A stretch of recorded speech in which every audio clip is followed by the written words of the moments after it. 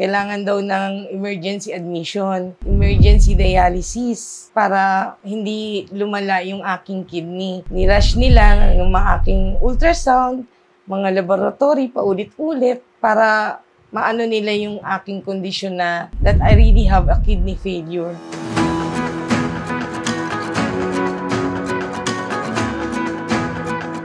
I'm Maria Andrea Galino. They call me Mean or Mary Ann for short. I'm 56 years old this coming November and a mother of 3 kids. 2 na lang sila dahil namatay yung isa kong anak. I'm presently working now as a tindera in a medical supplies as my daily routine. I discovered na mayroon akong illness nung ma-admit ako ng 2021. Dinala nila ako sa ER. They found out that mataas ang aking blood sugar, ang aking hypertension, and ang aking creatinine. They advised me to admit para maagapan yung aking kidney. Nakaramdam lang ako ng nahirapan akong huminga, parang mabigat yung dibdib ko. Nakakaranas na kasi ako that time ng pananakit ng paa. Yung aking talampakan, para siyang namamaga pag inaapak ko.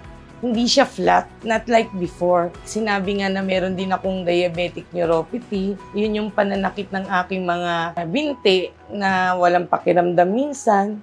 Of course, natakot ako syempre kasi may kidney failure ka. Kung hindi naagapan yun, magiging continuous ang dialysis ko. After kong ma-dialysis at ma-admit, nakaranas talaga ako ng panghihina ng katawan. Pananakit ng mga tuhod, pananakit ng mga balikat na ang kamay ko hindi ko halos maitaas. When my cousin introduced me barley last March 2023, I started to drink it nung first week of April. Then after a few weeks, siguro mga 2 weeks lang, nakaramdam ako ng kaginhawahan sa katawan ko. Para akong lumakas, not like before. Tapos parang unti-unting nawawala yung pananakit ng mga paa ko. Nararamdaman ko na parang magasya na pag inaapak. At saka yung parang naglalakad ako na para akong tutumba. Nawala unti-unti sa pag-inom ko lang ng barley. Sometimes I drink twice a day, sometimes once a day. Nagustuhan ko ang lasa ng barley, especially pag malamig siya. Ang sarap-sarap niyang inumin. Through JC Organic Barley, nawawala na yung pananakit ng mga tuhod, pamamanhid ng mga binti ko. Nawala siya sa pag-inom ko lang ng JC Organic Barley.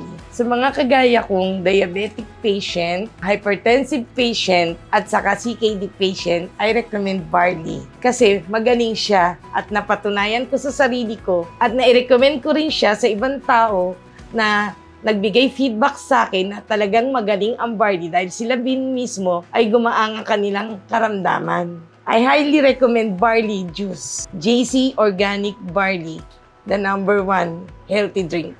Ang pagkakaroon ng healthy lifestyle para sa akin ay isang maganda dahil hahaba ang buhay mo, maraming ka pang may experience, maalagaan ko pa ang nangusto ang aking mga anak, especially that I have a special child, matutuunan ko ng kanyang paglaki dahil ako sa sarili ko ay malakas. Kayang-kaya ko siyang alagaan. I am Mean Galino and I choose JC.